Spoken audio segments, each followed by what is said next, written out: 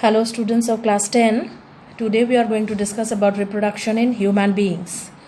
So this is the process of sexual reproduction in relation to the animals. So mainly which animals we are interested in? We are interested in human beings. So we already discussed about the flowering plants and sexual reproduction. So today we will discuss about the human beings. Okay. So now we'll look into some of the features that appears to the human body during the teenage. So we are just now talking about the adolescent period or the teenage, when the sexual maturity, the characteristic of the sexualness or the maleness or the femaleness will appear during the age of about 13 to 15 years. So that time we can say that this is adolescent period, and this is the time when sexual maturity take place. So we will now discuss about this features. Okay, so first of all we can see this teenage years. What happens in the teenage years? Number one characteristic is that new features appears. So what happens in teenage years? New features will be appearing where in the human body. The male will get some male characteristic features and the female will get the female characteristic feature. So there are a whole new set of changes that appears, and all the organs including the body develops fast to achieve reproductive maturity. New sensations are also there. New sensations are also developed during the teenagers. Okay, and all the other new features also appears related to the sexual maturity. Like we can see, there are thick hair growings in the armpit and the genital areas. So thick hair can be visible in the armpit and the genital areas, and thin hairs appear on the legs and arms. So many thin hairs can be seen appearing on the legs and arms. These are all the features related to the development of the sexual characteristic features. Next, skin becomes frequently oily. So most of the teenagers have oily skin, and then we can see that teenagers are suffering from what? Pimples. When pimples appear. So this is also one of the characteristic feature which is very important and which is visibly seen in most of the teenagers, that skin becomes oily and pimples appear. All these are related to what? These are related to some hormones. These are hormone related characteristic features that appears in the body of the male or the female in the teenage years. Now what are hormones? These hormones are chemical messengers. These chemical messengers are necessary to develop an individual into a mature one. So these hormones related to the sexual characteristic features from the boys and the girls both, they work and give some characteristic features to the body, which shows that this boy or girl is passing through the age of this adolescence and going towards the phase of reproductive maturity. So skin becomes oily, and sometimes mostly you can see pimples are appearing, and then in the girls the breasts develop, and also the menstrual cycle starts, and in boys especially the boys begin to crack. So during the adolescence period or the teenage period, so many developmental stages take place so that a person becomes reproductively mature. Okay, now what is this reproductive process? What is this process called as? So what happens during the process? In this process what happens? There is creation of germ cells. These reproductive cells are called what? Germ cells. Now whole body cannot reproduce in the animals and the plants that flowering plants that I have already explained. There the whole body parts are not reproducing. Sexual reproduction takes place in special cells, that is called the germ cells, which helps in reproduction. Other body parts, they grow, but the germ cells helps in reproduction. So this reproduction process is the creation of germ cells. So first thing what is needed, the production of the germ cells. There are special cells for reproduction. So during this time the growth slow down and slowly the reproductive tissues mature.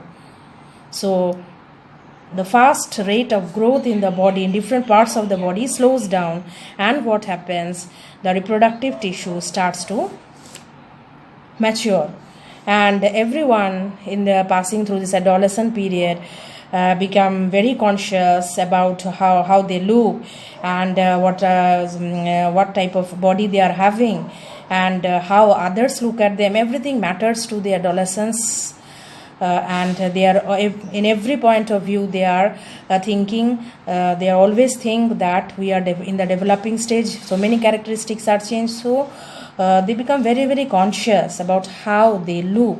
This all features appears when during the teenage, that is the adolescent period. Next, the particular term that is given to this age is puberty. The attainment of reproductive maturity, the features that appear in the body of either the male or the female, this attaining period is called what? Puberty. So when for the first time the girls get their menstrual cycle, so that is the stage when they are told that they have attained what? Puberty. At the puberty stage, the girls get their menstrual cycle. So this stage is the age of attaining the maturity, of going towards the reproductive phase. So from the child, from the infant, then you go to the puberty stage, then to the mature stage or the adult stage when you are fit for reproduction. So this stage is called puberty, the age of attaining reproductive maturity. So what happens during sexual reproduction? Male and female germ cells are required. That you all know that during sexual reproduction, this gametes, the male and female germ cells, are also called what? Gametes. So male gametes and female gametes. So these gametes are also required for the process of sexual reproduction. But in asexual reproduction, only one partner. Here sexual reproduction, both partners will be there, male and female. Male and female cells will be there, or the germ cells or the gametes. Then what happened? The transference of gametes will be necessary, that from one body it has to go to the other one. Mostly the males will carry it to the female one. So mating is needed for the transfer of gametes. Obviously for the animals, for the human being, mating will be needed for the transfer of gametes, because the female body has its own gamete and the male body has its own gamete. For their union, this mating is necessary. So the body has to join. So the male and female body has to join together. This is called what? Mating, for the transference of these gametes.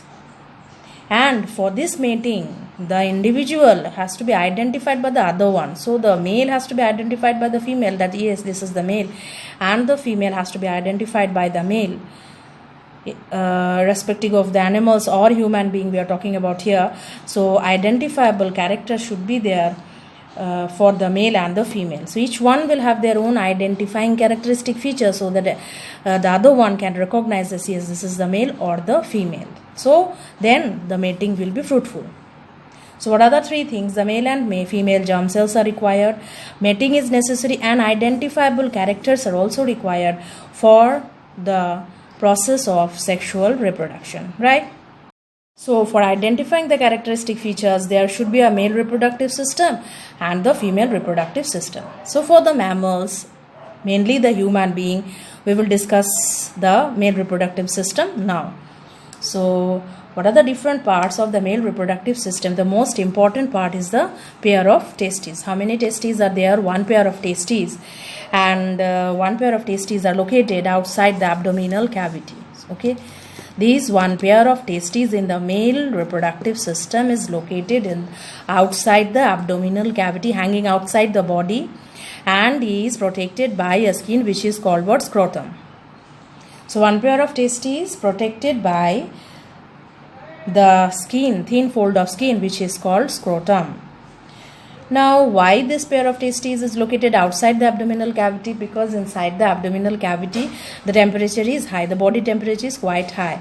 And when it descends down and hang outside the body, inside the scrotum, the temperature is 1 or 2 degree less from the body. So, this helps in production of the sperms, which is the male gamete. So, if the temperature will be high, the gamete formation will be difficult. So, a low temperature is necessary. So, this testes, one pair, has to hang outside the body cavity by protecting itself with the help of a thin fold of skin, which is called the scrotum. So, function of the testes is to produce what? Sperm. And also some of hormones, male hormone, which is called testosterone. This male hormone is necessary for sperm formation and also for the appearance of body characteristics of the boy. So this is male hormone, testosterone. Okay, remember that this is what? Male hormone. Testosterone is mainly responsible for the production of the sperm and also for the appearance of the characteristic feature of the boys. Okay, so testes, one pair located outside the abdominal cavity, protected by the scrotum, and this release sperms and also hormone called testosterone, which gives the appearance of the boy type characteristic feature, that is harsh voice, body full of hair, and beards and mustache grows. So this male type characteristic features will be given by the testosterone, with proper muscular development also in the boys. Okay, so where is the sperm formed? Sperms are formed in the testes and in millions of numbers. Okay, it's not only one sperm that is formed, millions of sperms are formed at a time from the testes. So where will the sperm go and why? The sperms will travel through the vas deferens. This is a tube. So many ducts and tubes are present in the male reproductive systems, and this one is vas deferens, which is present in the male reproductive system, which will carry the sperm. So this vas deferens will carry the sperm and will unite with another duct, that is called epididymis. So this will unite with epididymis and then pass this to the urethra, which is the opening for both urine and the sperm. So there is a common opening which will liberate out or give out, that is the urine and the sperms both. So this is called the common passage. What it will give out? Urine and sperms both. Okay, so sperms will be carried by which duct? This vas deferens. These are tubes. Okay, so this will join with another tube and then pass into the urethra for ejaculating outside. So this is the common passage for both sperms and the urine. So how come the sperms, these are cells, how come they are released outside, and how cells actually come out, that I will tell now. Now these sperms that are produced in the testes, they will be carried by which duct? I told vas deferens. So what are produced? The sperms. Now there are certain glands like prostate glands and seminal vesicles. This will put their secretion into the tubes or the ducts and will mix with the sperms. They will supply nutrition. These secretions from this gland, prostate and seminal vesicle, will supply nutrition to the sperms. Now along with this secretion, the sperms will mix and they will form the fluid that is called the semen. So that will be released outside during the process of ejaculation through the urethra. So just now I told what? The sperms will be ejaculated outside, but this will be mixed with the prostate glands and seminal vesicles secretions that supplies nutrition to the sperms, and this makes the fluid which is called the semen. The sperms with the secretion of this gland is called the semen, which is ejaculated outside during the process of mating through the urethra. So now a rough diagram of the sperm that I am showing you here. The sperm, this has a head and the nucleus and a tail. So with this tail, it moves from the male body to the female and tries to migrate towards the egg so that fertilization can take place. So this is a motile, that means it can move from one place to another. It should move and find out the egg cell in the female body and then try to fertilize itself. So for this there is a tail. And how come this tail gets the energy? Is a lot of mitochondria that is present in the sperm. So this mitochondria releases ATP. This gets the energy, the sperm get the energy from the mitochondria that is located in the middle part of the sperm. Okay, so this is a rough diagram of the sperm. Detailed diagrams of the sperm is at higher level. Just you should know that there is head and middle piece and there is a tail. So I'll just try to focus which one is the middle piece. Okay, suppose this is the middle piece of the sperm and the next part will be the tail. So middle piece contains a lot of mitochondria which allows the sperm to move because it gives what? Energy. Mitochondria is the storehouse of what? Energy. So they release what? ATP. So this gives the sperm its energy to move. Next we come to the female reproductive system. In the female reproductive system you have a pair of ovaries which releases what? Egg. So ovaries have the function of releasing eggs and the female hormones. So in the testes you have seen that testes release what? Sperms and also the male hormone testosterone. Here the ovaries will also release eggs or the ovum and the female hormones which are mainly estrogen and progesterone. So one pair of ovaries, okay, how many? One pair of ovaries, right and left. And at birth, when a girl child is born, at that time only there are thousands of immature eggs already present. When the child was developing inside, the process of formation of immature egg already takes place. And when she is born, then she is with thousands of immature eggs at birth only. So now the eggs mature, slowly the girl also matures, develops, and then after maturing, when the girl reaches the age of puberty, then the first menstrual cycle occurs, you all know that, and from that time one egg will release from each ovary every month. In a cyclical way, one egg will be released from each ovary every month. This cycle is called what? Menstrual cycle. Now one pair of ovaries, already from birth only millions of eggs were there. Now for every month one egg will be produced from each ovary alternately, and this cycle is called what? Menstrual cycle. So where will this egg go? From the ovary, this egg should travel to the fallopian tube, which is a tube, one pair of ovary and one pair of fallopian tube, or what is called the oviducts. This fallopian tube is also called what? Oviduct. Okay. So oviduct. So from one ovary, one egg is released and travel to the fallopian tube. Then in the fallopian tube special location is there where fertilization will take place, and after fertilization this fertilized zygote will travel to the womb or the uterus where they will be fixed. This fertilized structure, which is called the zygote, will be fixed into the wall of the uterus. Okay, so from the ovary egg is released, travels to the fallopian tube, then fertilization if take place, then zygote will be formed, which will be carried to the uterus for fixing, because fixing is necessary for the development of the child. So it will be fixed onto the wall of the uterus. So the process I have tried to show you here as a flow diagram. See, the sperms will be released into the vagina during mating, and then they have to travel towards the oviduct, and oviduct is what? The fallopian tube. Then what will take place? Fertilization. Sperms will travel and reach to the oviduct where the egg is waiting. So at that point what will take place? Fertilization. What is this? Union between the male and female cells, male and female gametes. This union will take place, which is called what? Fertilization. And after fertilization, what is formed? Zygote. zygote will be implanted. Just now I told what? The zygote has to fix itself into the uterine wall. This fixation is called what? Implantation. So this will take place onto the wall of the uterus.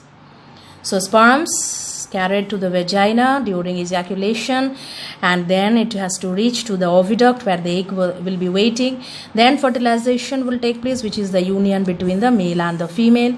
What will be produced? Zygote. Then it has to implant or fix itself to the uterine wall, which is already ready. Every month the uterus gets itself ready by becoming thick and richly supplied with blood vessels, so that if at all there is fertilization and fixation of zygote will be there into the wall, so that zygote will get all its nutrients from the wall and it should be highly protected. So uterus is already ready every month and is waiting for the zygote to be implanted.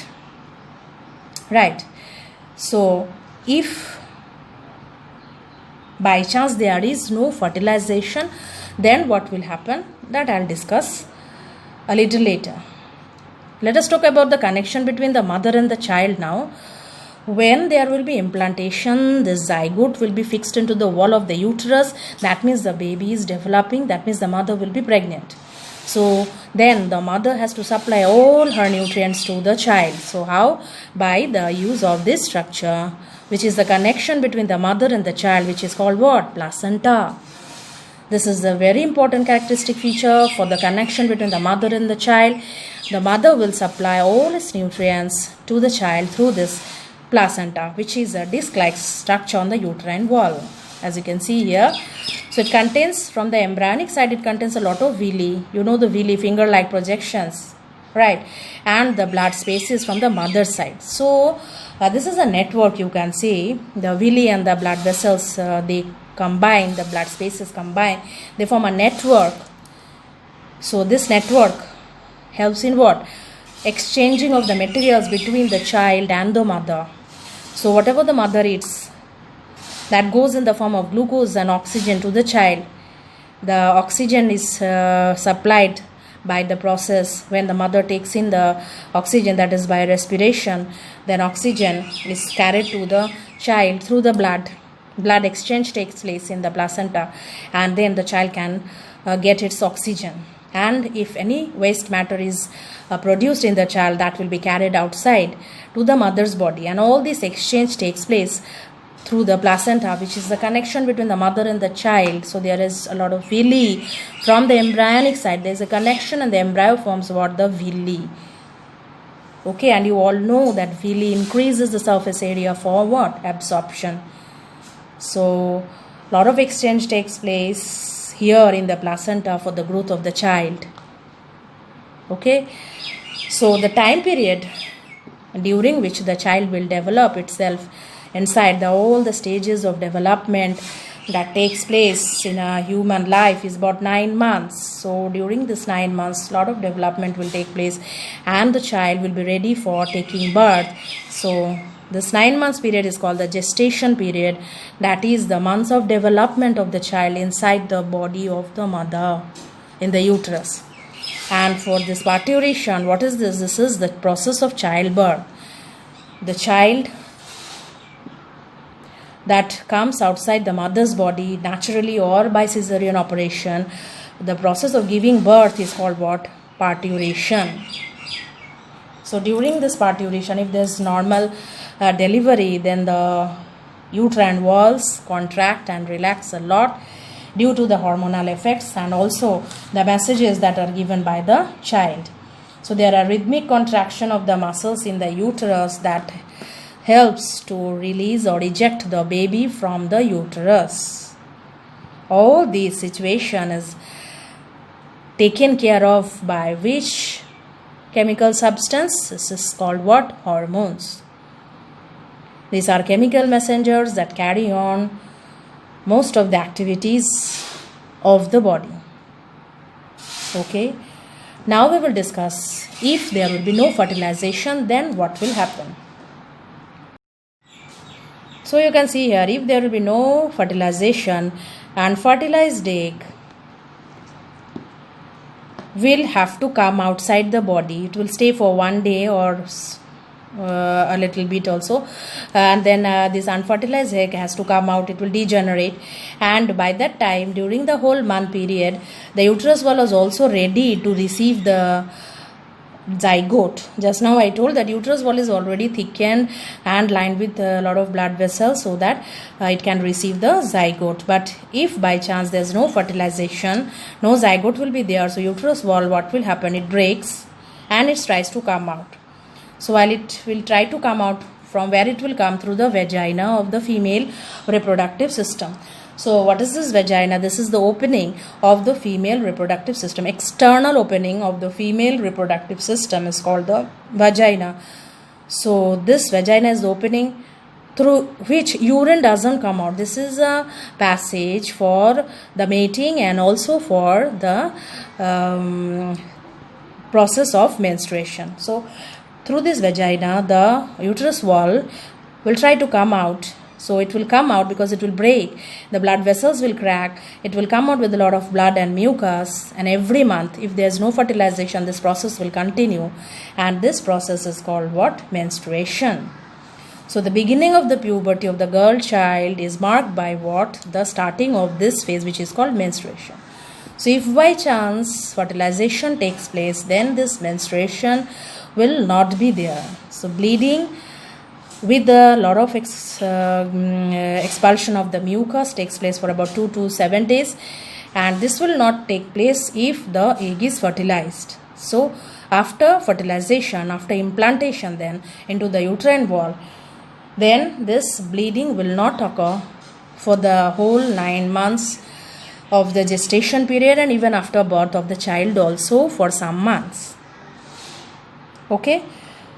So this was the discussion of the topic of the reproductive system in the male and the female, and also the process. Hope all of you have understood. In the next class, we will be continuing with the next topic.